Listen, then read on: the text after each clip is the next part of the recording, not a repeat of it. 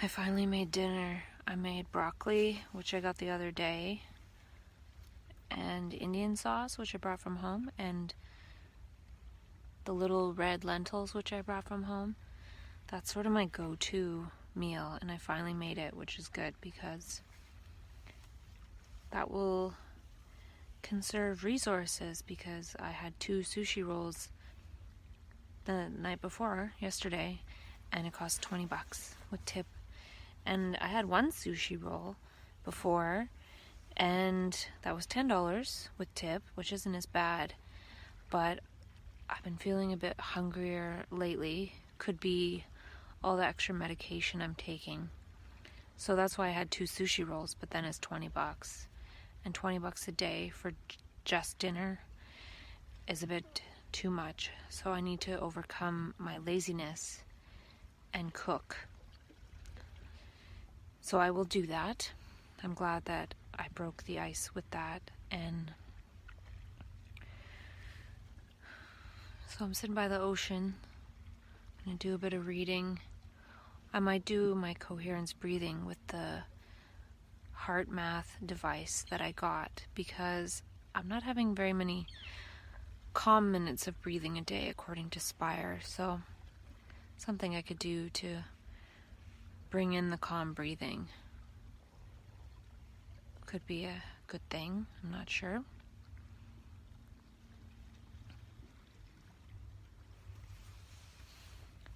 I'm reading a book by Dr. Joe Dispenza called Becoming Supernatural. And I'm on a chapter where he's describing how thought and feeling can influence the brain and body. So he's talking about experiments where people were asked to imagine themselves lifting a weight or doing a bicep curl or flexing their bicep as hard as they can every day for 15 minutes for 12 weeks.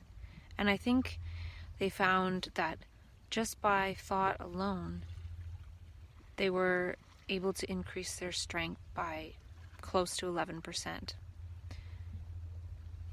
And I have a few things to say about this. One is that if that person was to actually lift a weight for 15 minutes a day for 12 weeks, they probably would have gained a lot more strength than only 11%. And then also, if that person is imagining lifting a weight for 12 weeks, but then doesn't intend to actually lift a weight later on, they've just wasted a bunch of energy building brain cells and neural networks that they're not going to use. And there was another experiment they did where people practiced the piano, like a scale or something, and then other people imagined themselves practicing the piano. And they didn't actually play the piano or move their fingers or anything. And I think they measured in that one like the brain area.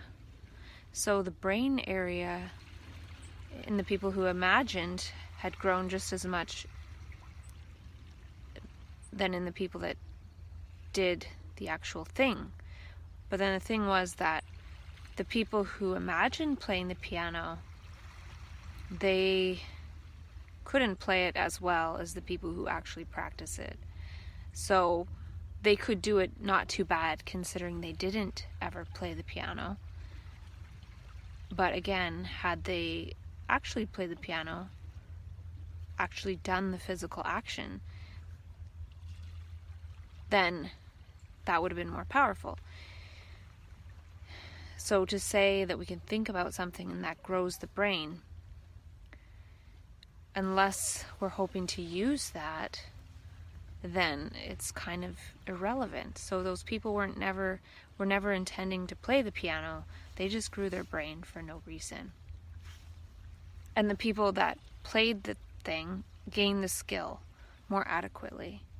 And now I'm not saying don't imagine anything. I'm just wondering, like, those things that they're doing in those experiments, they're mechanical things.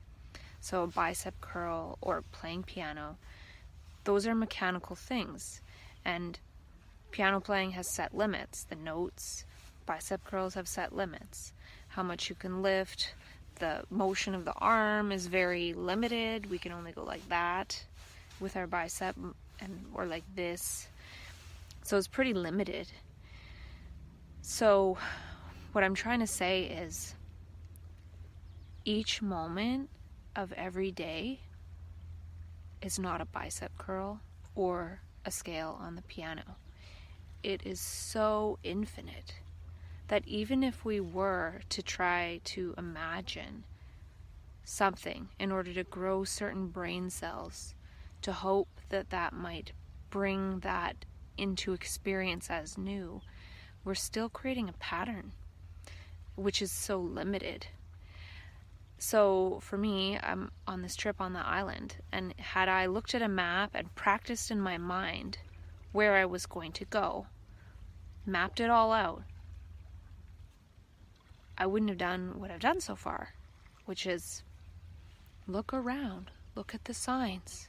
Oh, look, there's a trail there. Oh, blah, blah, blah. And I'd be missing out on what, in touchness with the moment, unfolds as action in my flow of life. I don't even want to call it an experience. Because the book is also talking about the known versus the unknown. If I try to practice something in my brain, I think that I know what the unknown is. And then I'm hoping that what I just practiced in my brain, which I just made known, will happen. Well, it's again a movement of the limited known.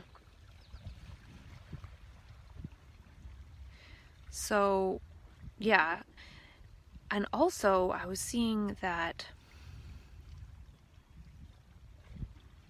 what this could be showing in terms of people using the will of thought and emotion to strengthen the brain and thus partly strengthen the body as a result. So, people imagining strengthening their bicep or flexing it as hard as they can, but not flexing it. So they're flexing their bicep in their brain, but not in their body. Now, I think what this points to is how, with every thought we think, it strengthens the self. So, if thinking and imagining flexing my bicep changes my brain, creates neural pathways about flexing the bicep, so that when I do eventually test my strength and compare it, I am a little bit stronger. But I haven't done that. All I've done is an action of thought. And thought thinks it is doing things. So thought is the doer, the will. So what I'm trying to say is, every time we think I am this, they are that, any thought, it's not related to the infinite universe at all. But what it is doing is it's strengthening the brain cells of the self and augmenting those. And then if you can imagine that self that strengthens those brain cells, it's actually controlling our muscles. So in the same way, we were able to imagine flexing our bicep, and then after 12 weeks of 15 minutes a day of that, which is just, who would want to do that? It gets a bit stronger. So we're flexing the muscle of the self in our brain every day, all day long, and that has infected and influenced every single one of our muscular movements. And we can't move freely. We're moving in this prison of thought. So to me, the whole willing the bicep to be stronger, thought is the action of will. I want, I desire, I wish, I want to become.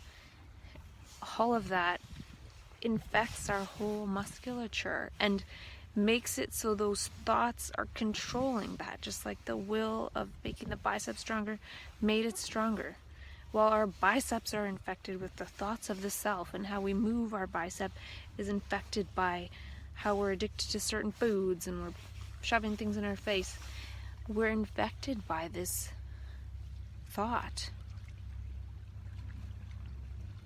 And the book's talking about, probably better thoughts or thoughts of the unknown in order to bring the unknown. The unknown is right in front of us every single second of every single day. We don't have to think about it or imagine it in order for it to be there.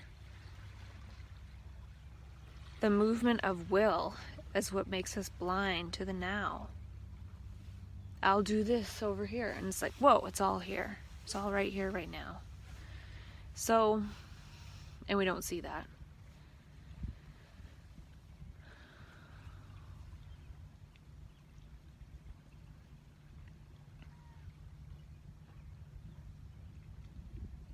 So I was grateful for reading that, because it sort of allowed me to see a mechanism of how thoughts of I and thoughts of self have innervated all of our nerves and infiltrated all of our nerves and our whole brain. And our brain, the way it's structured, is an inflammation of thought and the self. And then how that makes us act towards others. We act as if they're separate from us. Our gestures and how we look. But it's not true. I was kind of seeing that we seem to think that thought is in our head, or that we're in our head, and that I think my thoughts. But I was sort of seeing that it's possible that thought is outside the brain cells. It's not in the brain cells. Like, what's in the brain cells is the biological mechanism, and there's this thought going on sort of outside of the brain cells, but it's giving information. That was the other thing, was that if thought was outside of the brain cells, and this outer environment that I'm in right now is outside of the brain cells. It's outside my head too, it seems. What I'm trying to say is it's all outside.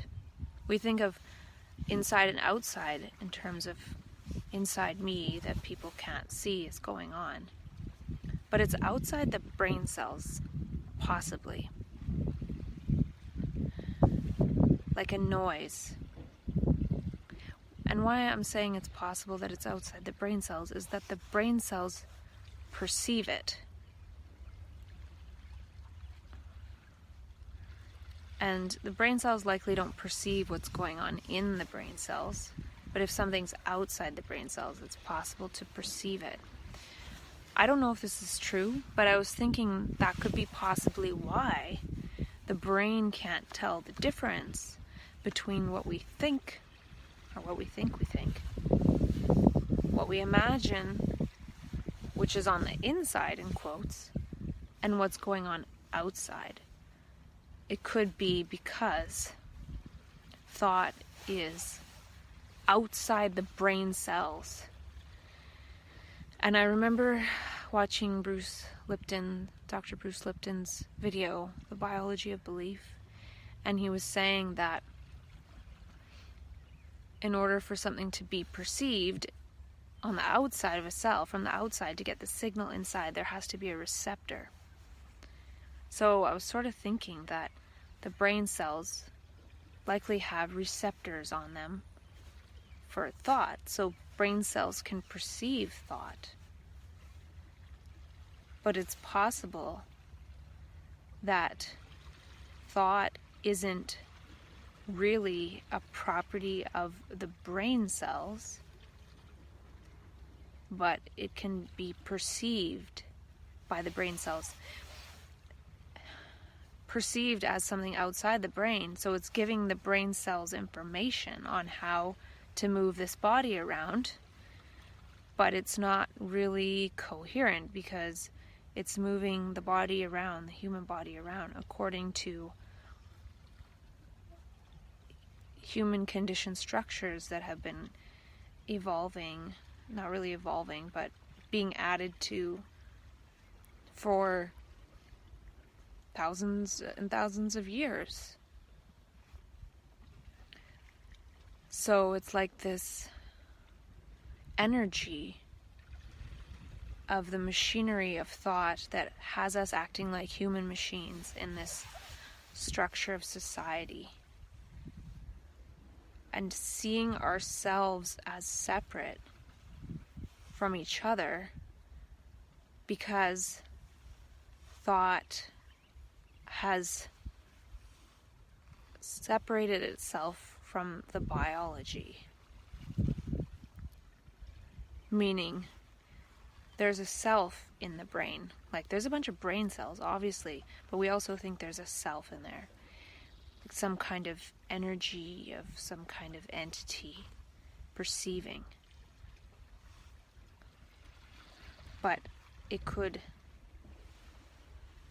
be the brain cells and the senses and everything operating together. If they were operating together, they would see what is now and act based on now, not act based on this mechanism and machinery of thought. So it seems like thought has taken over the machinery of the biology by sort of being outside the biology. And it might not necessarily be outside the biology per se, like it might not be outside the cell per se, but it's seeing itself as something separate. It's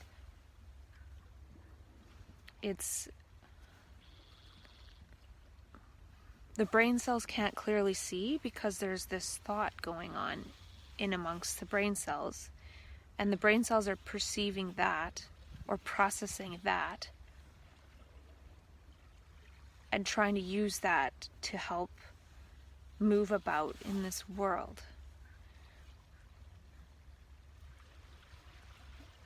But the trouble is that we've assumed that they are my thoughts. We think there's a me there that thinks thoughts and that they're mine.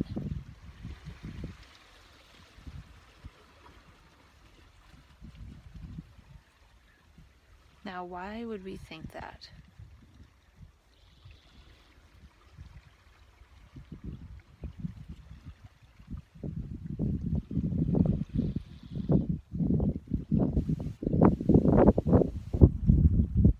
I'm not sure.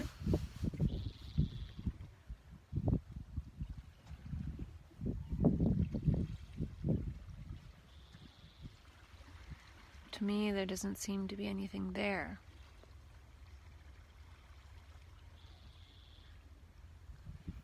So the other thing about when I had that insight about how it's possible that thought is outside the brain cells, a cell is a unit of life. So what the cells perceive is what changes the genetic expression.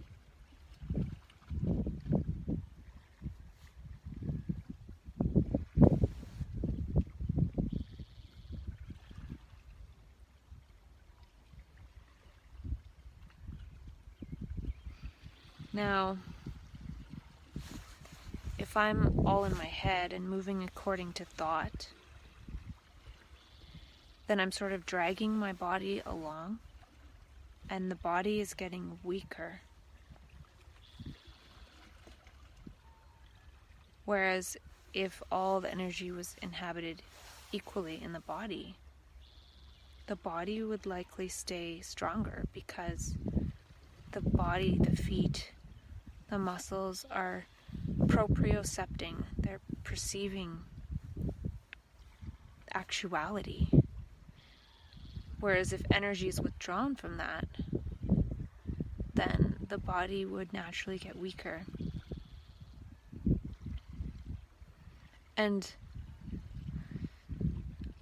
I have a sense that this is possible because in the so-called high energy state of so-called mania, my body was so much stronger. I didn't have to lift any weights. It was just automatically stronger. So, thinking about one little muscle for 12 weeks for 15 minutes a day, that's just us really wanting to will one tiny fragment of reality under our control. And there is no me there to control anything. It's kind of an illusion. And when the brain is lost in illusion, then it sort of weakens the whole structure.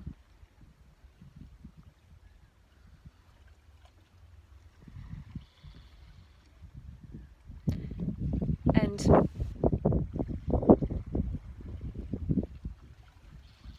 what I might say is that there's this energy of thought outside the brain cells, but co-opting the brain cells. And then there's an energy of the universe, the totality.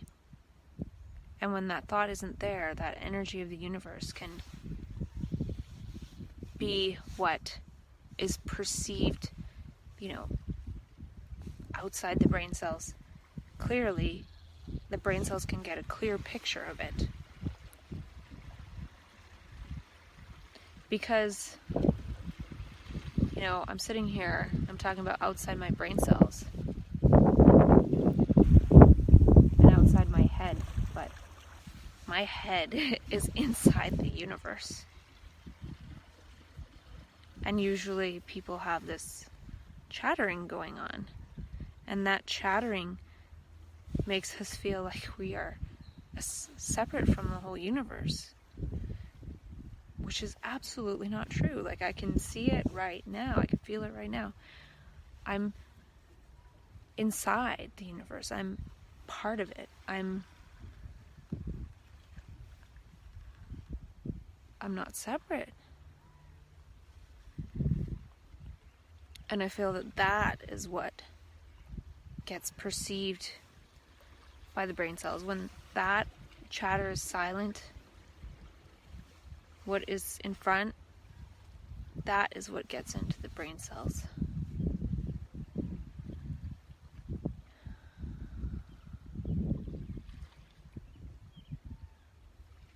Because it's all around, and then the brain seeing what is creates a clear picture of it for perception to see.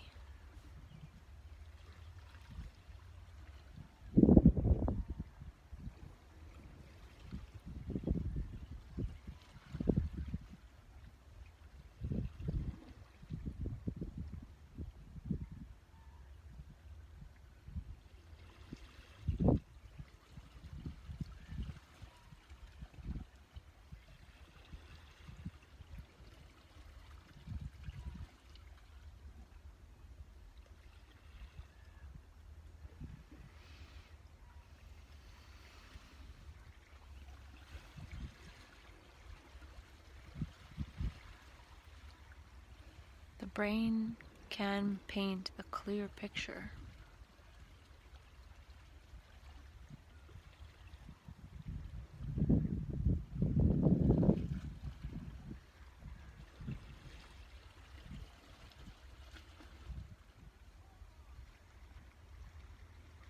It's possible we partly think we're separate because we don't have eyes on the back of our head. We feel like we're looking at a movie screen.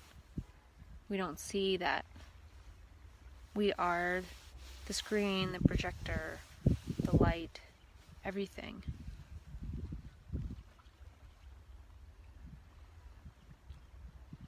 But I can see there's stuff behind me, so definitely totally surrounded by the universe. And not even surrounded, I am the universe looking at itself.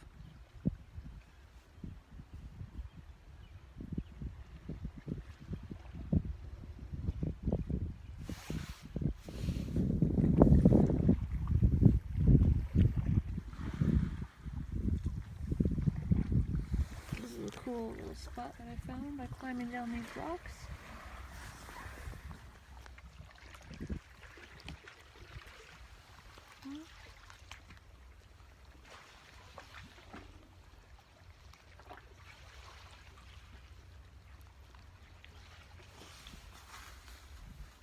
So I think the important point with that Dr. Joe Dispenza stuff is that we place too much emphasis on creating patterns in our brain in order to move about the world. No amount of me imagining going to the Galapagos Islands is going to get me there.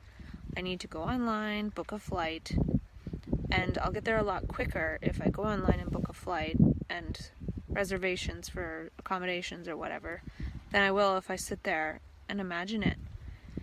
And also, imagining something that isn't there sets up a conflict in the brain. So I don't want to be where I am. So I'm going to imagine somewhere else.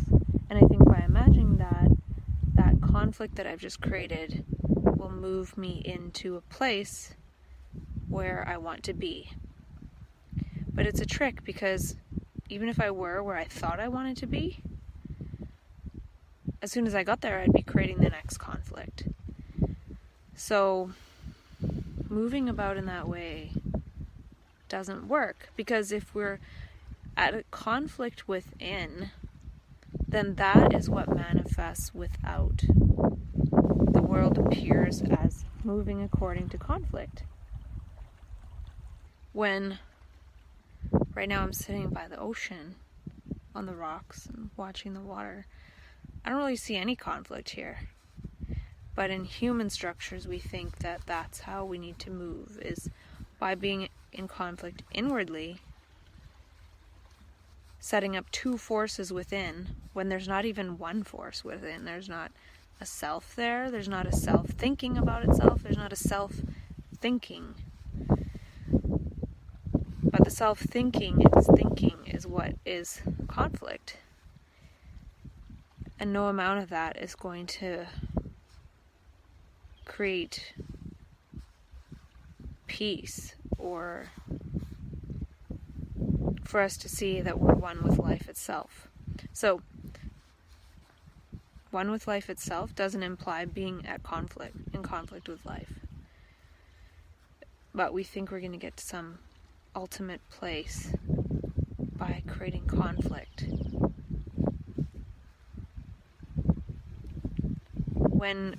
So I don't think we need to build the structures of thinking the right thoughts or imagining the right things. It's strengthening the brain's ability to be able to perceive, to see clearly.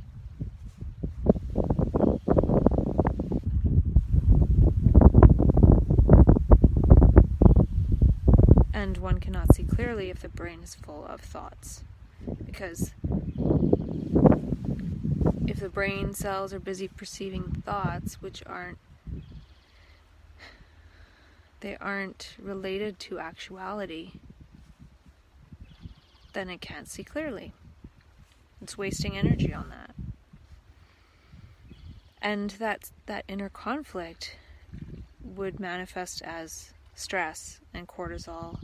And I just read in his book that stress, cortisol, that releasing cortisol makes the body gather so much energy to move because it's in danger or something. But we're not seeing that thought itself is the danger. So by thinking is fear, and then we think that we're in danger when the self is the danger. Feeling separate from actuality is the only danger.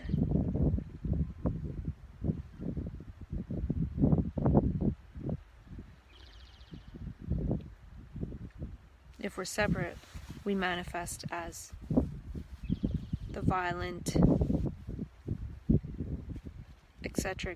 humans that we are. Whereas if we saw it's all one and we cooperated and we had love and compassion, which I'm wondering what that is, then something different would happen.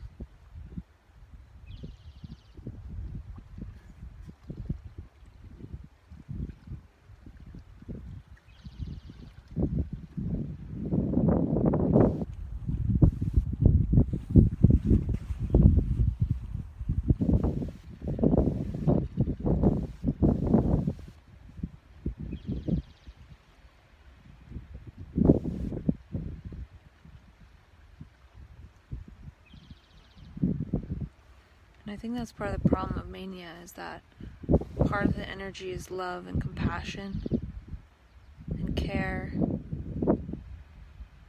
but we try to do something with it. We think that we are the cause of it when there is no cause to it. And that could be one of the reasons why it goes away, because there is no cause. So it sort of uncauses itself because there was no cause to begin with. And then when we fall out of that, we find ourselves in a place where we need love and compassion.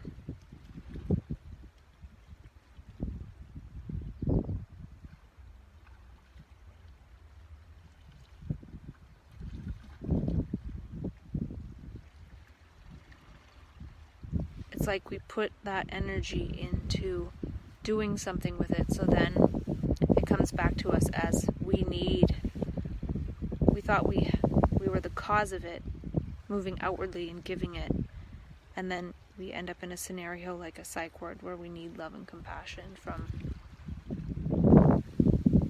the so-called outside world.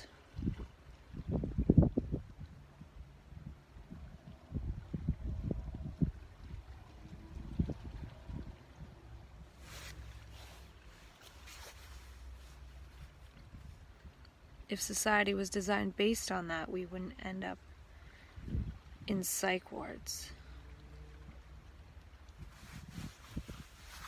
He's also saying in the book that he's talking about the stress response when we perceive a danger in the outer world. And he says all of our attention goes to the outer world. But the thing is,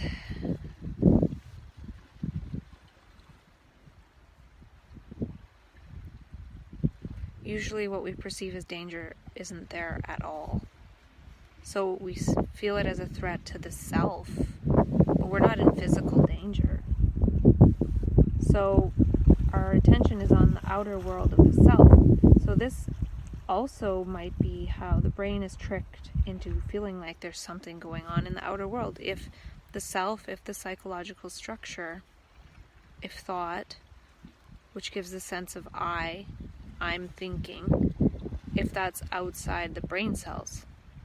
So if thought revs up, then we think something's happening in the outside world, but it's happening in thought. So to say that we put our attention on the outside world, if we really put our attention on the outside world, we'd see that we live in an affluent society where we have way more than 90% of the world. And the rest of the world maybe could feel a little bit like they're in danger, but we aren't. Maybe psychologically, if we can be hurt psychologically, but physically, that's usually not the case, though there are some instances where we're physically in danger.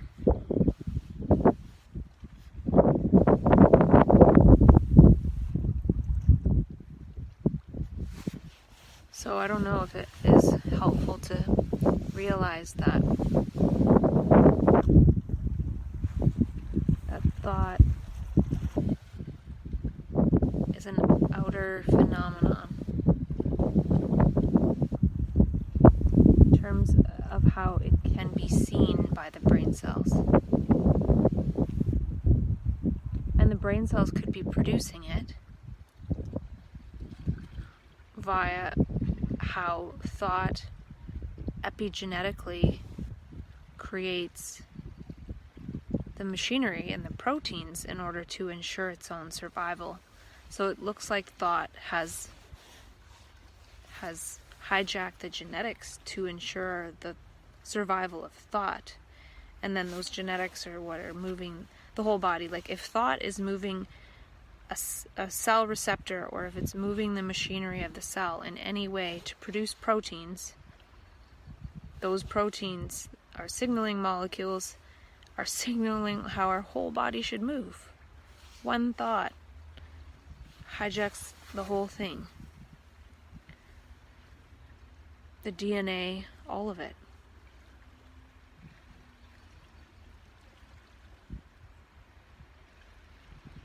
And no wonder we don't feel safe, because we are being controlled by an outside force. It's not the flowering of perception from within. It's a force that's been going on for thousands of years.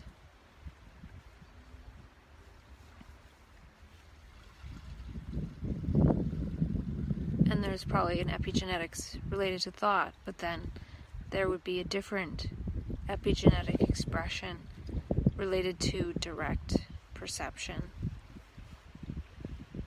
Like being in nature changes genetic expression.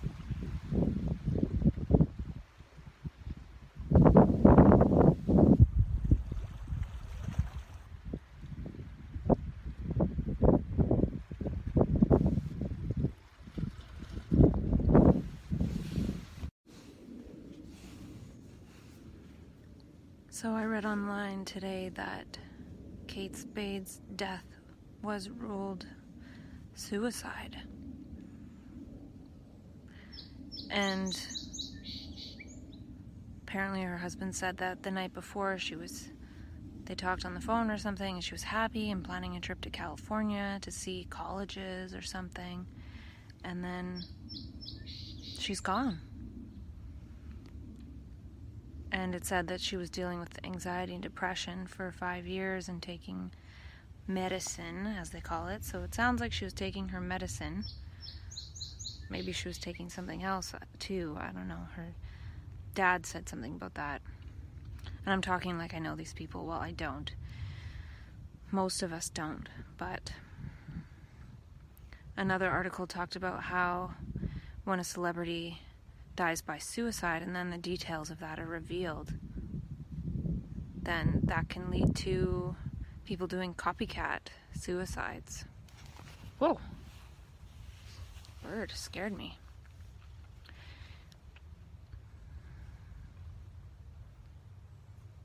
And I wonder if sharing the details is what leads to people, like a spike in suicides after this type of thing, or if it's the fact that if a celebrity with all the material things that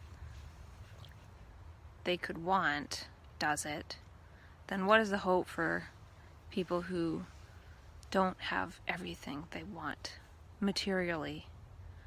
Obviously, it's not that simple, but I feel that way a little bit.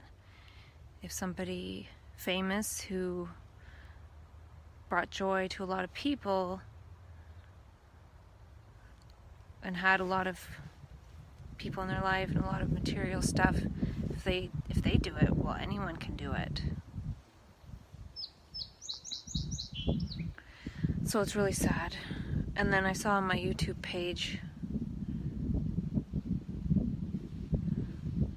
a new song by Christina Grimmie, and I think it was called Little Girl or something, and I listened to it and I just started bawling because it's just so sad. The song is really beautiful, and what happened to that beautiful being was so tragic. It just breaks my heart. So that was this morning, and I'm walking around the lake again because it's so beautiful, and tomorrow it'll probably rain and it's going to be a bit colder. Have my feet in the water, earthing and laking and watering, and I was reading a bit more of Dr. Joe Dispenza's books, Becoming Supernatural, and it's making more sense now. He's talking about, he was talking about the 0-point field and the quantum field, and he was talking about how to imagine it in a way is to imagine taking away everything, like the body, the planet, the whole, all of the planets, and it's just this big empty void of energy. He described it better than that, but it fascinated me in a way because that's what I felt I went into last Tuesday, was this emptiness. It was like I disappeared into the 0-point energy field or the quantum field or whatever you want to call it. And it could be that the body literally disappears. Everything disappears. But this time was the first time that it didn't scare me. And I was able to go into it. It was annoying because I couldn't sleep. And part of that could be because if one goes into emptiness, into total infinite energy, how is one to sleep right after that? You know, getting connected with all that energy. It's like, well, it's nighttime, I need to sleep, this body needs to sleep.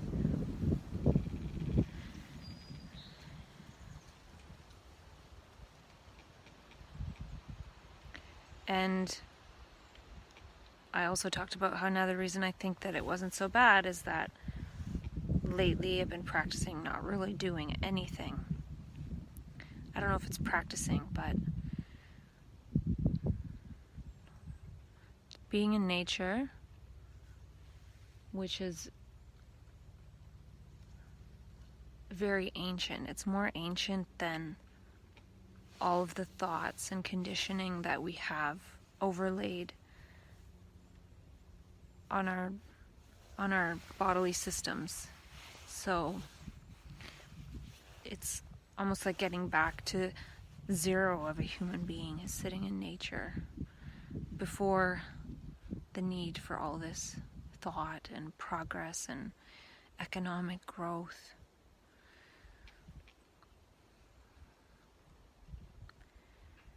So I think that was helpful. So transcending the fear, transcending the doer, and there could be something that comes online at some point in terms of a movement or action that seems more like a doer, like something is being done.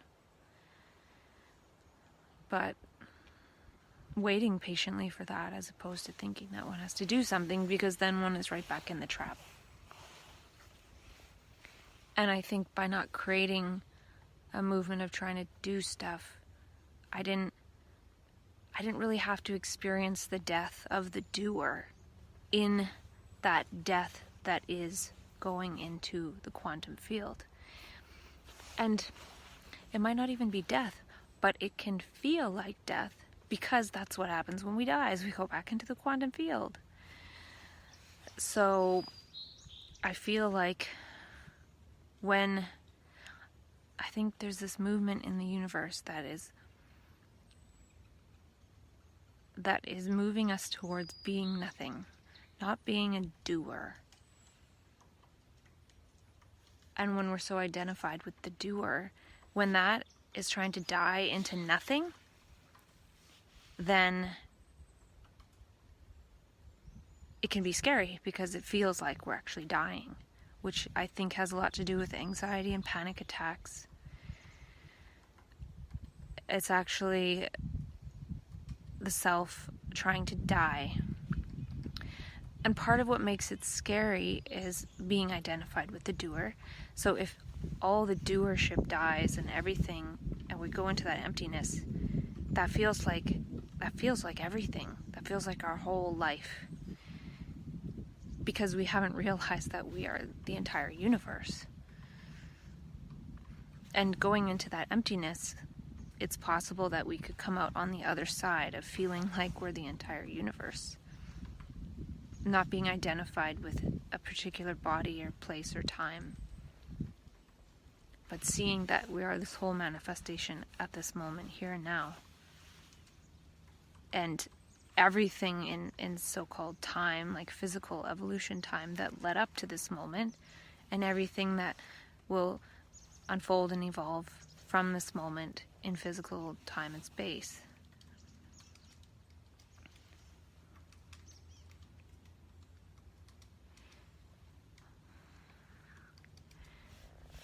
So I think another thing that helped me was spending time in nature, because when one has spent time not doing anything in nature, if we're in a human structure, like at home or something, sitting and not doing anything, we call that maybe meditating or something. But we can't do that all the time. But with nature, we can just sit in it. We don't have to meditate. We can appreciate and look and be grateful for its beauty just by virtue of sitting here. We don't have to try and do it. It's sort of part of being here. So I feel that it's possible, when one has spent time in nature, having a relationship with nature, whereas the human doer, is mostly not related to nature. Even if we are in nature, we're generally just maybe running through it, but not really with it, not really with nature. So when we've spent time with nature, what I'm trying to say, in non-doership, and this isn't the only strategy, but then when we go into the void of the quantum field, which can feel like death, but it doesn't have to, then when it's done, we just go back and sit in nature like we were before. And we might feel a little different. We might feel like we have less capacity to do than we did before. And what I mean by that is, if you think about the so-called bipolar cycle, people go into mania, so-called mania, and they can do so much. And then, like for me, it all of a sudden stops and I can't do anything. But this time, in the later months of how I experienced that movement of energy, I just didn't do anything. So there was no doership to die, because for me, the crisis between mania and then like sort of a psychosis, like feeling like death, and then depression after, sometimes, is I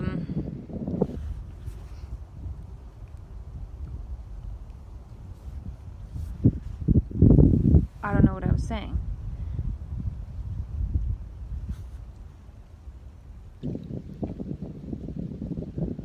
I think it was something to do with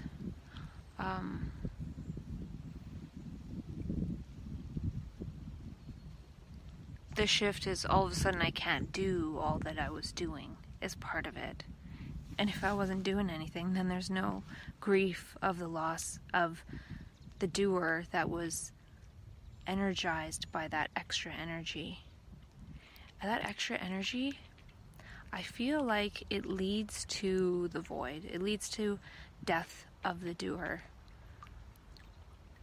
which is probably why so-called mania can't be maintained.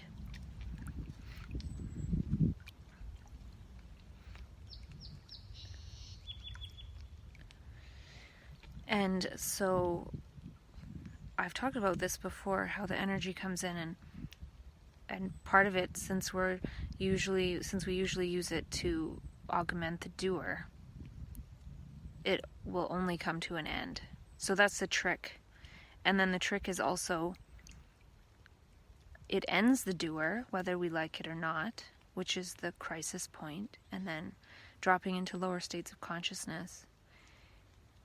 But if we can realize that we need to possibly, I don't know for sure, we need to not put the energy into the doer. And when that energy comes, not do anything. Now, there's probably an action of not doing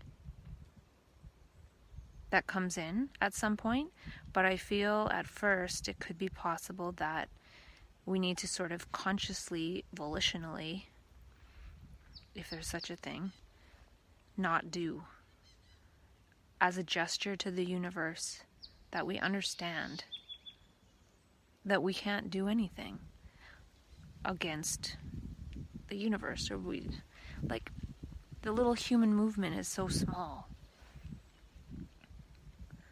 And a human can move as the entire universe. Right now we're moving as the little human movement times 7 billion, so it adds up to quite the large effect. But one human moving as the entire universe is probably as powerful as 1 million or 10 million or 100 million people moving as the little human movement. And I think that's part of the possible waiting process.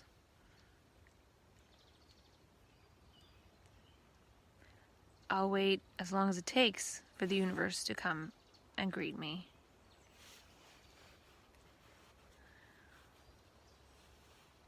I'll wait for the universe to move me.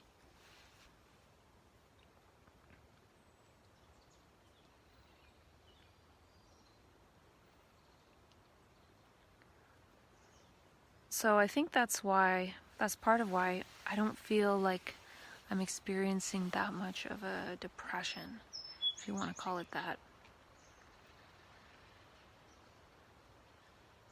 Because I wasn't doing anything anyway, so it's not like, oh, now I can't do all that I was doing, or now I can't complete that project, or like last time I was thinking, oh, I want to create a business. But that's still within the framework of human doing. It's something that the human doing would do. So perhaps the energy is for something else, unknown. Maybe it's unknowable. But perhaps to understand that that energy has been there before, one can understand that it will come back.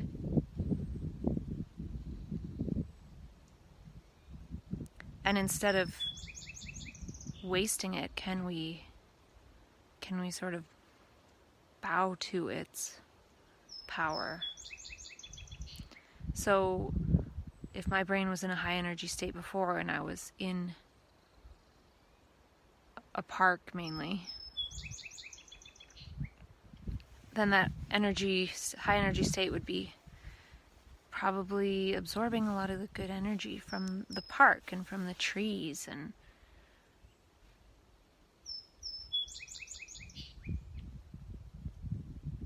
I'd like to imagine that, not imagine, but I'd like to make a hypothesis that a brain in a high energy state doing nothing in nature but observing its beauty sends out a kind of signal to the rest of humankind.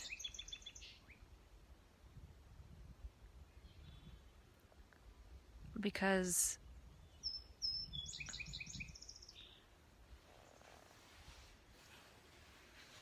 how the brain works is a lot more mysterious than we think. It's not contained to the self, to the head, isolated. It's all one human consciousness.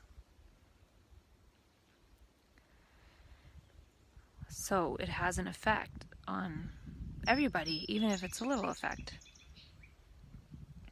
So this is, in a way, doing something, in quotes. And perhaps by not participating in the structure and not energizing that, like if I were trying to do that, say I was doing a lot of peer support work or something, I'd probably still be ending up in the hospital. So here I am trying to help in the system, but then I end up being a customer of the system again and again. And that doesn't help. That takes the space away from somebody else who needs it. That creates so much chaos.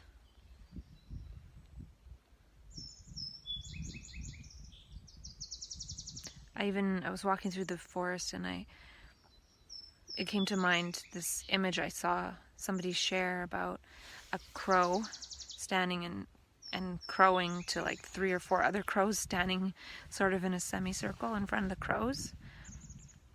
And they were saying how it's pretty obvious that the crows are relaying information. Well, how do we know that it's not possible that when the crows look at each other's eyes and make sound, that it also carries image information? We don't know that. It kind of popped in mind that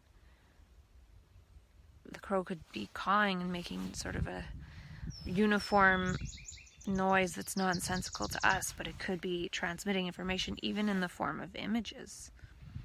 Like if a crow learns to do something, he might be telling other crows how to do it.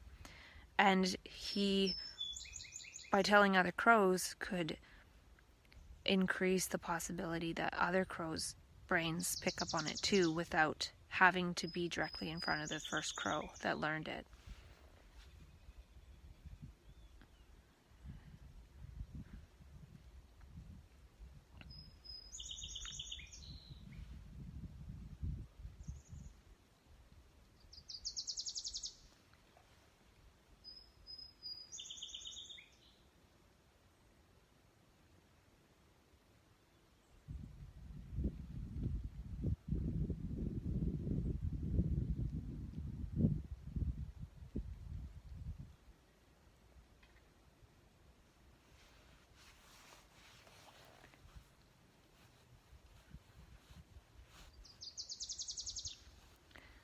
But I feel it could be really important for us as human beings to really cultivate a good portion of our life as not doing anything. Probably in nature.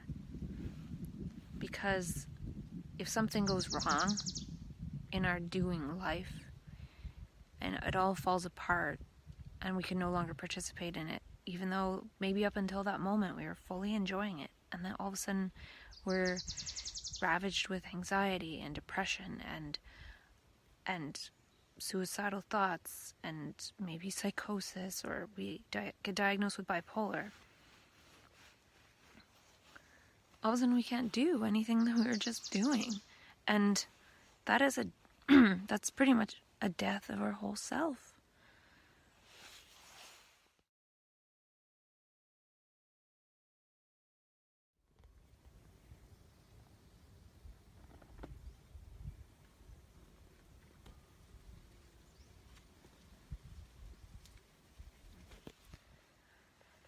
So can we spend time as a human being who has died to the self?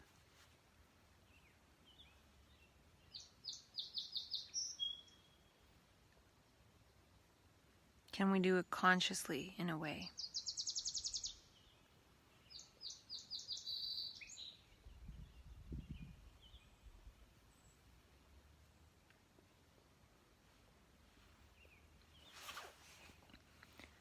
So I think I've learned over these 7 years, in all the different crises I've experienced, if this last one was a crisis, the actual event wasn't much of a crisis. It was more like going into the quantum nothingness, going into the void, which, when there's no fear of that, fear is of the body in a way. So if there's a fear, the body gets afraid and then it does things because it's afraid. And it's possible that if the body is so tied into the self, that without the self it feels like it's nothing, or there's no meaning, or there's nothing left, then it could be possible that that's part of what leads to a person ending their life.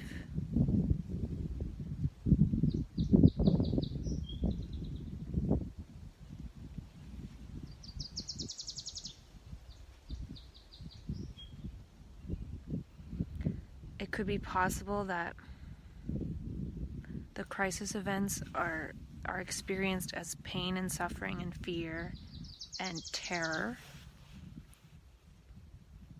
until one has gone through it enough to go into emptiness without the fear. Like, enough of it was processed that one can go into death without the fear.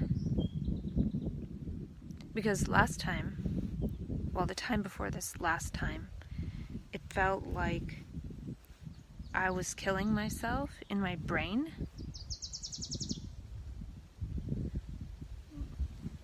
But I knew I was laying there in bed.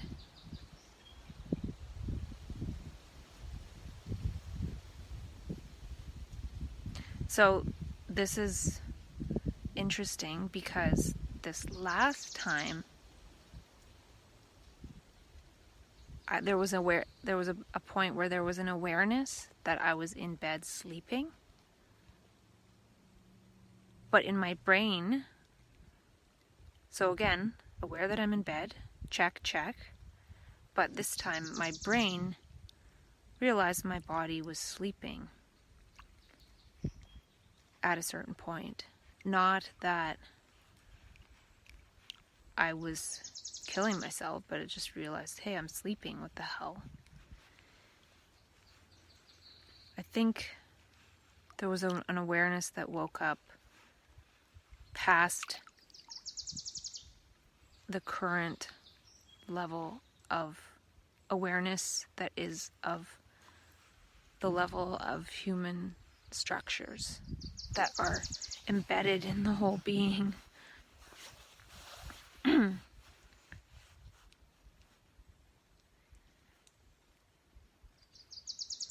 So there was another level of awareness. And that could be similar to the awareness that was there when I saw those magical golden forest bits.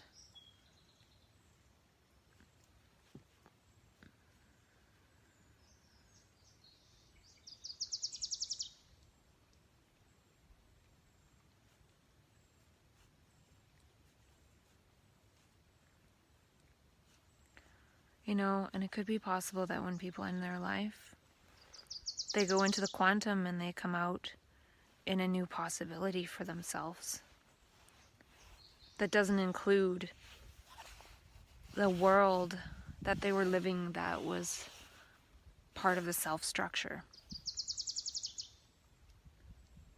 So the world that was that person up to that point, that whole world dies with that person, and then everyone in that world mourns the loss of that person. But that person, they go into possibility. I don't know if they really die. Who knows what happens. They could really die. I don't want to say that they don't, but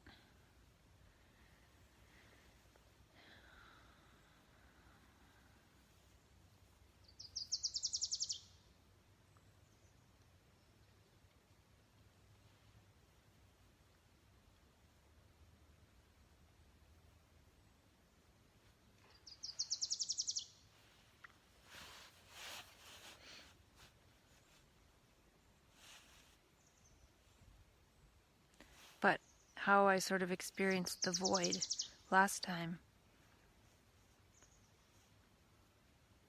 It wasn't like, oh, I'm back and everything's magical. I couldn't sleep.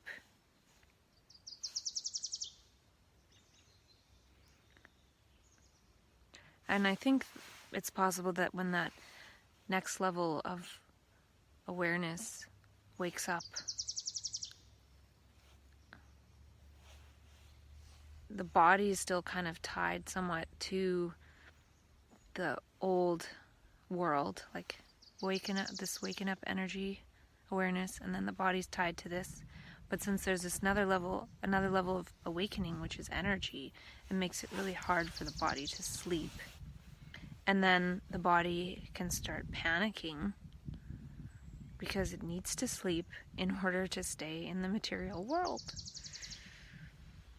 And when that awareness wakes up, it could be that it kind of loses its importance. I'm not sure. But with that extra energy of awareness, it makes it hard to sleep. And that could come back at some point.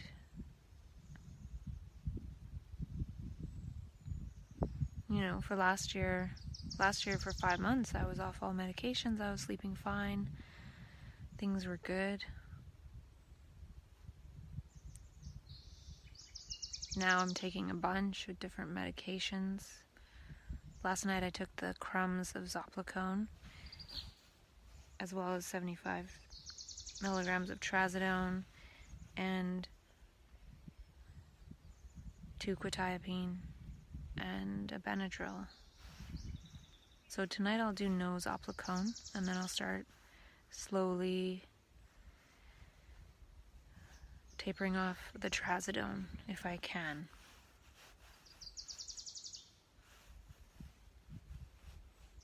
It could be just that the brain is so awake, it's difficult to sleep. Maybe one only needs to sleep 2 hours. I don't know. I think if one did that, one would go off into a magical land, probably. I think the brain needs so much sleep to deal with this world that we've all created. But I read an email that was a little frightening, that there's still this movement, obviously, to make it so all natural products, natural health products like supplements, vitamins, minerals, are basically illegal. I heard about this a long time ago, but I think they're trying to, government and stuff is trying to, I think they're trying to amend the Natural Health Products Act and make it so all natural health products have to go through the same kind of testing as drugs, like clinical trials and things, even though they're basically food. But that'll make most of them unavailable or really expensive or available in low doses. And I was trying to imagine, here I am trying to navigate by taking supplements and vitamins. Well, what if these things weren't available? That would be really hard. If that were to happen, I think I would have to live in a forest, in a hut or something, because I think my brain would need to heal and it wouldn't be able to deal very well with the world. But I think eventually I'll get stronger. I looked, and fear is lower than anger on the scale of consciousness, and even though I feel like the fear is gone, when I go into the void, when I come back out of it, which feels like time travel. It felt like time travel, like I was in a higher energy state that didn't feel higher energy because I wasn't trying to do anything, so that didn't stimulate my brain into a higher energy state. And then when I felt like I was going through time, psychological time, and then when I came out of it, I was in anger, and I was in anger a bit before. So I do need to do something about this anger. It's not good. It doesn't do any good. Why does it have this hold on the body?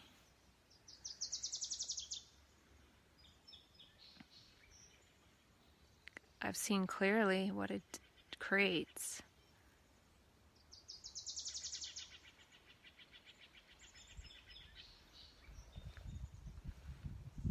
And I wonder if anger is a sign, like maybe not to be in that type of situation. Because it doesn't feel like it's there when I got myself out of the situation. I don't feel angry here. So sometimes I feel like it's just sort of the brain responding, like fight or flight, or anger, whatever's there, unprocessed.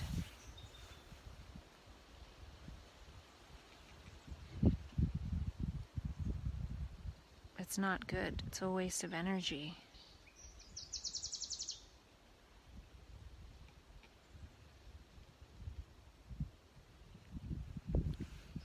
Yeah, so I'm going to keep reading this book, Becoming Supernatural, and I'm interested in this void thing, because he talks about being nobody and no body and blah, blah, blah, so keep going with it.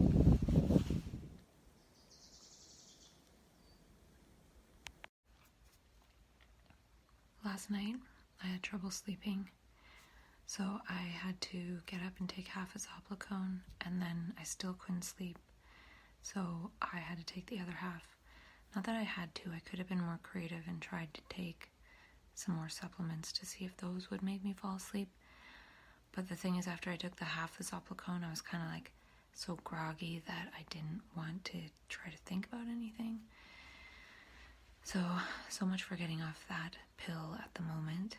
And I was fine all day, and then I was interacting with someone, and I ended up buying a ticket to a concert that I don't even know the person, so I can go with this person to the concert. And I felt afterwards kind of irritated by that. Like, my brain was like, why didn't you just say, no, I don't know this person, I don't want to go?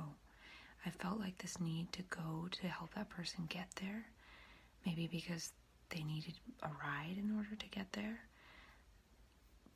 But so I could have driven them and not spent the $50 to go. But today I feel more fine about it, but I felt like really agitated. And then I realized that like that person, after they were excited, they like pushed on my legs, like, yes. And then my legs felt so restless. And I was feeling like, why did I agree to go? And I never have this feeling like, why did I do that? Or usually I am very honest, like, yeah, I don't want to, or yes, no, I don't want to, or whatever. And I wasn't, so it feels kind of like I was manipulated into going, but I wasn't. Like, this was my brain playing tricks on me. And then I was thinking about how it related to a past event where I was sort of like asked to go somewhere, kind of manipulated, and then things didn't go well because of that, because of going to that event. And I was just having kind of that feeling about this, even though there's no reason to, but it just felt like I was on this path of, oh, I'm just going to sit in the forest every day and relax, and then I'm going to a concert. It's like I forgot why I'm here, which is to rest. And see, I'm so forgetful in general that I don't know how to put up proper boundaries. I should have said no, because I don't want to go to concerts right now. I want to rest and be in the forest. And that's about it. I don't want to be asked to go to another concert or to another event of some kind of stimulation. And then after that, I literally could not sleep. Like, my brain was just like, blah, blah, really annoyed with myself for doing that. Like, spending the $50, which, you know, I need to be somewhat smart with my money and not say yes to every $50 concert, but that never happens. So I wanted to have an experience where I'm actually going out and doing something with someone, because there isn't much happening here. But I just felt like I'm easily persuaded to do things. And I didn't like that, because it wasn't something I'm interested in. I'll probably perhaps go and really enjoy it, but I'm just talking about the feeling that I had last night, and then I couldn't sleep. So because I went against myself and what I'm doing here, like the reason I'm here.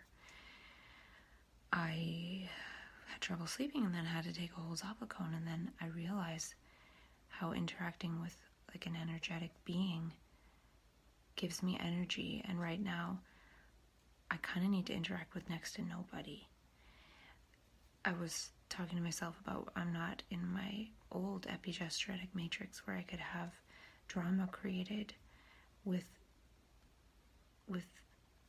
other people that I know, but now there's new people, so this energy could create drama in general, any kind of drama. So going out and about is in new ways isn't really the thing to do right now. And I have been going out every day, neither getting food or going to the little grocery store or going to the forest. So I have been out every day, but just by myself and doing things like that. So I think it's a good lesson to learn to realize, okay, during this period, literally don't do anything. Like my body felt anxious, my whole body, it just felt, ooh, and I was thinking, oh no, is this coming back? But it's good to know it's still kind of there. But this environment, as it is, it's good. It doesn't really come out because of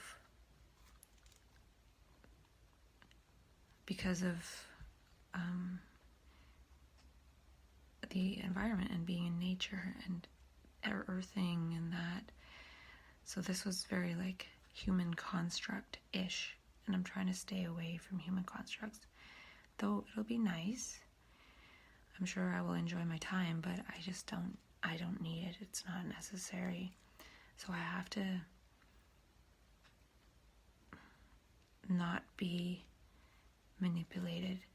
And I kind of felt like, oh, this person hasn't really talked to me for a week, and then as soon as something comes up where they need to get somewhere and I have a car and they don't, then they're being all buddy-buddy. So I did feel kind of manipulated and kind of dumb about it.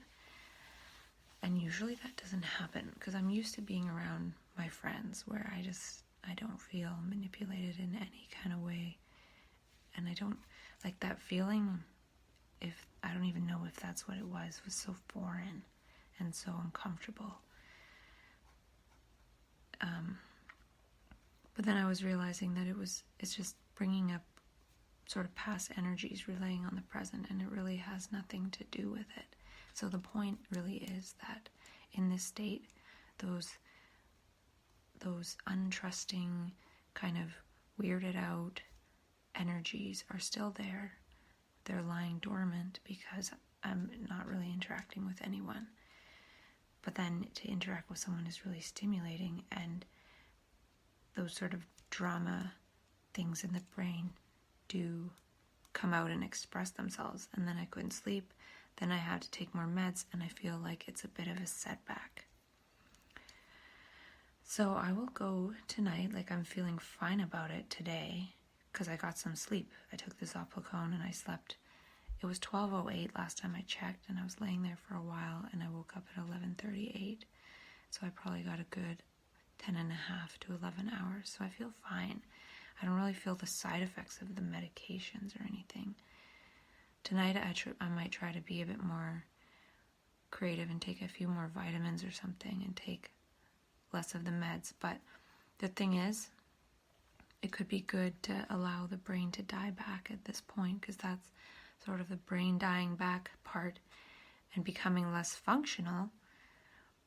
But what I did with interacting with another person just made those brain circuits be activated, like the circuits of interacting with others and forming new relationships, which, it could be good to have a good relationship with a person, especially if shit hits the fan here and I need a bit of support. So, it still feels kind of like an exchange of some kind, not really natural.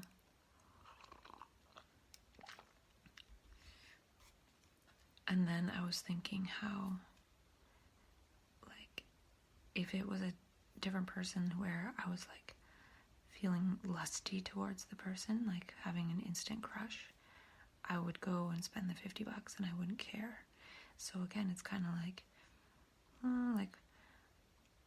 is this person somebody who resonates with me, or blah, blah, blah, because it's a new person. It's not an old friend, or I don't know what I'm talking about. I'm just trying to watch these things come into being within, and last night was definitely something, and I think part of it was spurred by them putting energy into my thighs, because that's a place where I feel anxiety sometimes. And then it also made me think to look up a somatic experiencing practitioner, because they help with body trauma, I think. And if I don't get this energy out of my body, I don't know. I'm feeling like I'll just have to keep continuing to drug myself more and more, and use vitamins more and more, and it's just not good. I would rather be off all the vitamins too at some point. Like, what is a natural life? And interestingly enough, I noticed that my cellulite on my legs is gone, mostly. And I think it could be because of the earthing, because I haven't really been doing enough walking to make it all go. Because when I was back home, I was doing more walking than I am now. But I'm doing a bit more earthing, and I think being in the forest helps. It could also be that during this time, when troubles are coming into awareness, a lot of those troubles are stored in the body, like in the fat. So imagine I'm taking medications to help me survive and function in the world. Well, things are wanting to be processed, but instead these medications are getting stored in fat cells, which kind of represents the delaying of having to deal with it. So as that fat is being burnt off in this more higher energy state at this point in time, then some of those things come into awareness. So I don't know if it's the earthing or if it's the stage in this thing happening, because I haven't really been eating super healthy. I've been eating Laura bars and pretty healthy, I guess. I had some sushi for dinner, but lately, last 2 nights, I made the broccoli and Indian sauce and lentils. So I'm really going to try to, after tonight, kind of go back to keeping to myself. Again, I'm not really ready to interact with people. It's not really my best state, even though I feel fine because I'm not interacting with people. So this is where things can get a little bit deceptive. Having a perfect sort of environment, one can think, like for healing and for getting through a crisis, to the point where one feels like there is no crisis happening. It's there in the background. It can be stirred up. So that was the lesson for me. So I might think, well, I'm post-crisis, and it still could be on its way in 2 weeks or less. I can just do whatever I want. I can go to concerts. I can hang out with people. I can be social. But I don't think that is the case. So I will go out tonight and yeah. And yesterday I didn't take any of the anti-suicide type stuff. And I didn't today either. I'm wondering if it's stimulating and keeping me awake, even though it was only last night that I had that trouble and I didn't really take anything that would be extra stimulating. So I did stop taking the zinc I take at dinner, because I'm taking 3 a day. So I put that back in, and I'm only taking 1 of certain things, like I was wondering if maybe the neuroplasticity things are too stimulating, so I'm only going to take 1 of those today, 1 of each, alpha-G, CP, brain gastrodin, and whatever else, CDP choline. So mixing that up a little bit, and then yeah, I still do have this body anxiety a bit. So I'm going to eat something and then probably go out unless it's raining, do some earthing, and yeah, there's probably more to talk about, but I just wanted to talk about that with myself and remind myself to take it easy. Take it easy. So last night, or yesterday, that weirdness I was experiencing had nothing to do with the whole concert ticket thing that I was talking about. There was no manipulation going on. There was nothing like that. But those patterns came into my mind, and then it seemed like it got entangled with and triggered past stuff. It was simply going to a concert, but even yesterday, I think, or at whatever point I talked to myself about it, I had a weird experience yesterday where I was starting to resist going a little bit again during the day, and then I was sort of asking myself, like, what is this anger? What is this about?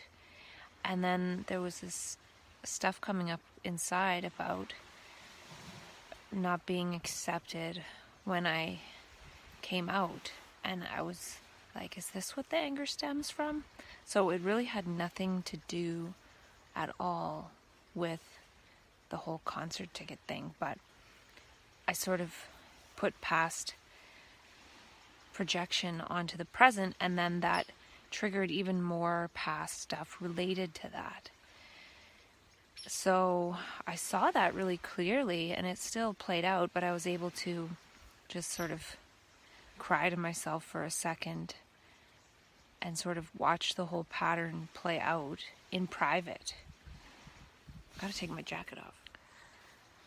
So realizing that it doesn't have to come out and get put onto other things, and even if it does come out and get put onto other things, like this ticket buying scenario to the concert, which was really fun, by the way, and I had no resistance to going.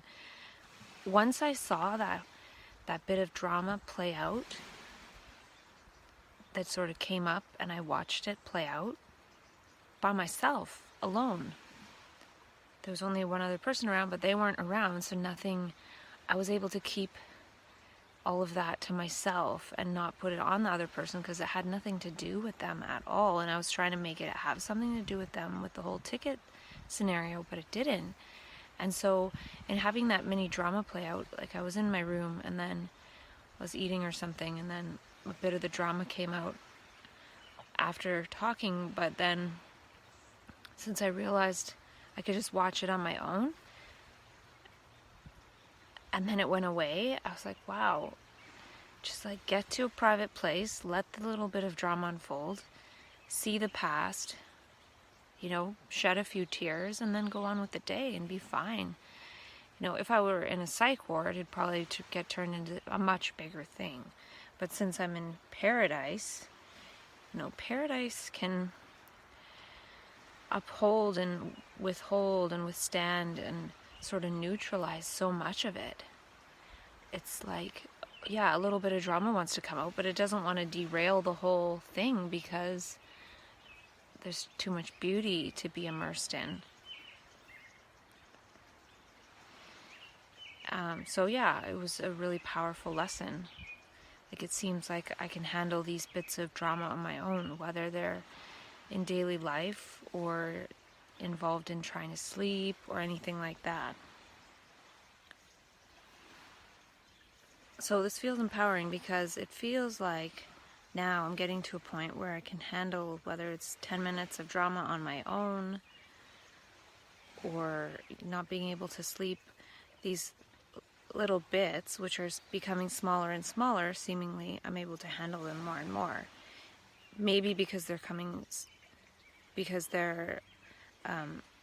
smaller and smaller, or maybe they're smaller and smaller because I can handle it better, or because I can see what's going on better. So I'm not letting it derail everything, and also not trying to do too much. And and then I didn't get back from the concert, which was really good. I didn't know the music, but it was still really good and enjoyable, even though I had an hour, 1.7 hours, so probably 1.5 hours, 90 minutes of tension out of the whole probably 3 or so hours. So like half of the time I was breathing tense. Maybe because it was so loud and intense.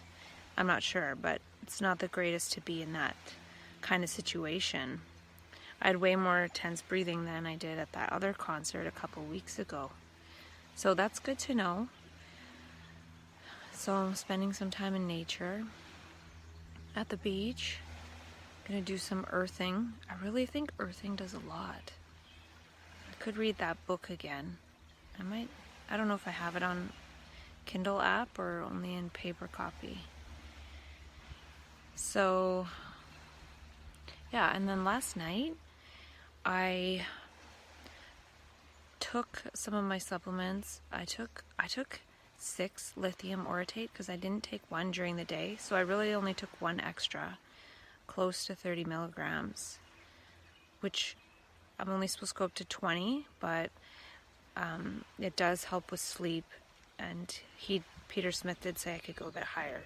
So I took those first and let them sink in, and taurine, and then I took the zinc a bit after, because zinc and lithium, they're both minerals, so they might compete with each other. So I wanted to take the lithium before and let it sink in, and then after that take the zinc and sunflower lecithin and all that. And then I didn't take the Zopicone, even though the night before I took one whole Zopicone, so maybe I should taper off, right? Since it was later at night, I didn't take any Zopicone. I thought maybe I'll sleep, and so now I'm not on that.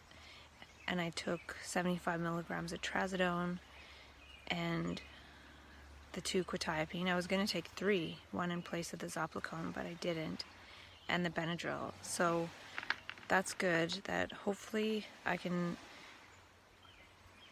not use the Zopicone.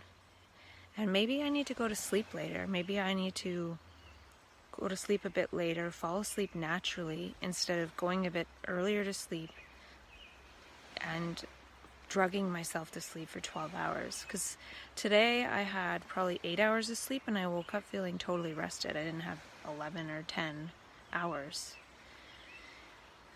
But I think it's good to sort of keep my brain sleeping as much as I can. So we'll see if having 8 hours of sleep last night will help me get to sleep a little earlier and more naturally tonight. I'll try to take a little bit less trazodone. And yeah, just spend as much time in nature as I can. So it's important to remember, people don't know what's going on inside. So if there's a drama of the past, like a past reaction coming up, just let it unfold, let it flower, let it wither, let it die in the light of awareness. And don't make others aware of it, because it's temporary. That wants to get propagated. But if it doesn't, then it loses its grip. Or if one sees it for what it is, it's hard for that to take one over again, possibly. And also I read yesterday that somebody else killed themselves, a celebrity of some cooking chef type show. I can't remember his name. I didn't know of him. But yeah, again, kind of without warning. Somebody else who is a celebrity kills themselves. And I was sort of surprised by the article because it was quite long and it was mostly focused on all of that person. It was a man, all of his achievements. It's like, oh, it's sad he died by suicide, but he did this and this and this and this and this and this. Whereas the few days before, when it was Kate Spade, it was like Kate Spade died. And, said a little bit. But this was like a nice article that you might read if somebody died of a heart attack for the guy. And for the woman, it's like, there was nothing like that. So, obviously 2 different writers and things, but the other one for the guy was like, oh, no big deal, he died by suicide. He did all this. This was his journey. It was very long and kind of nice. I don't know what the heck was up with that. But, yeah, it didn't have the same feel. It wasn't maybe as, like, sad and frantic and, like, short as Kate Spade. The reporting on her. I don't know what the difference was there.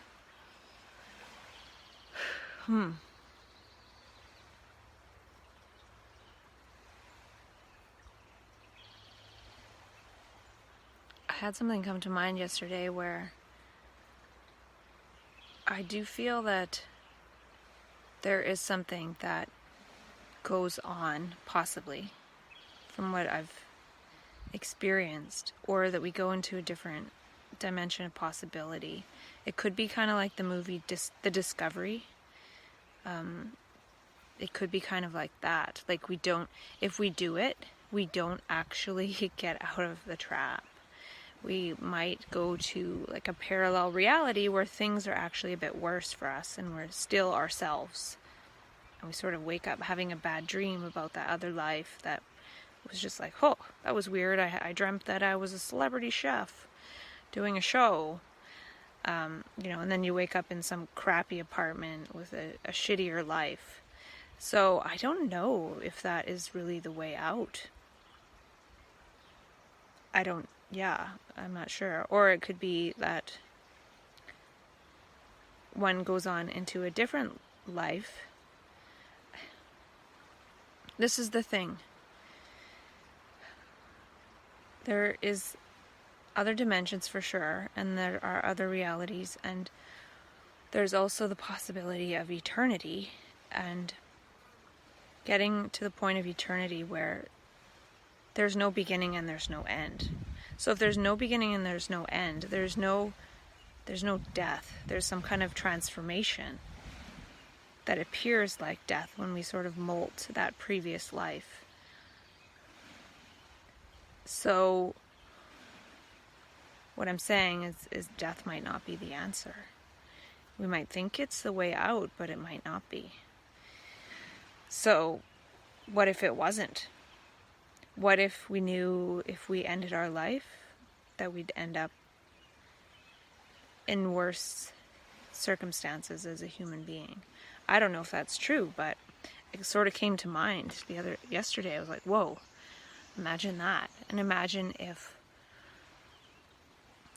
that were true, and say I do get to the point when I'm 50 or 55 or 60 and I'm like, wow, I just can't do this anymore, this whole up and down or whatever it is, unless it's evened out by then. But if I can't, then even that might not be the answer. So yeah, in a way it relates to what I'm talking about, how I realized that past conditioning was coming into this interaction over a concert ticket. I'm like, what is this? This isn't about this person now. Like, I just met this person, they're new. Like, what is this? And then it sort of came up into awareness, and I had to deal with that for a short time. Or watch it, not even deal with it. Just watch it play out. Which is sort of what we have to do all the time. Just sometimes when it's like a chunk of something, we have to watch the pattern play out. Like, imagine somebody who has compulsive eating. They have the impulse to eat, and then they're literally watching themselves do all this eating, like over 5, 10, 15 minutes or whatever, I don't know. And now the same thing with this impulse of the past conditioning that comes out. You kind of have to watch it play out for 5 minutes, and you feel like you have no control. And you don't, but you can watch it. And when you watch it, even though it might last for 5 minutes, 10 minutes, a day, when you watch it, even though it's unfolding and you can't stop it, you begin to understand a lot of it. And understanding it is more important than trying to stop it through some other kind of volitional act. And so right now I don't feel like I'm watching myself say this over 5 minutes, like it's just unfolding and happening and I can't stop it. I feel like it's a moment-to-moment thing. I don't even know what I'm going to say next. It's not pre-thought out in my mind. So it's just moment, moment, moment. But when it's a chunk that feels like, oh wow, this is going to go on for a minute or 2 or 5, you got to watch it. You got to watch every moment, and you got to watch when a pattern of conditioning of the past starts to unravel itself to show us something. And I'm really seeing how useless all of that is, and how destructive. Like I wouldn't have, but I could have possibly been like, I don't want to go here, I don't even want the ticket, like find your own way. But after that little bit of drama unfolded with myself, I was like, wow, that's just a bunch of crap. I'm going and it's going to be fun. And I don't even give a crap about the $50 anymore. Like, it was really stupid. Really dumb. So, yeah, it was a mistake. It was a mistake of what was going on. It was thinking I was recognizing what was going on, but I wasn't. I was only tricking my own brain out of being in the present moment. So yeah, being in the space where one can watch that, whether it's a pattern for a few minutes or moment to moment, it feels empowering. I don't know. Speaking of empowering, I'm going to go do some earthing.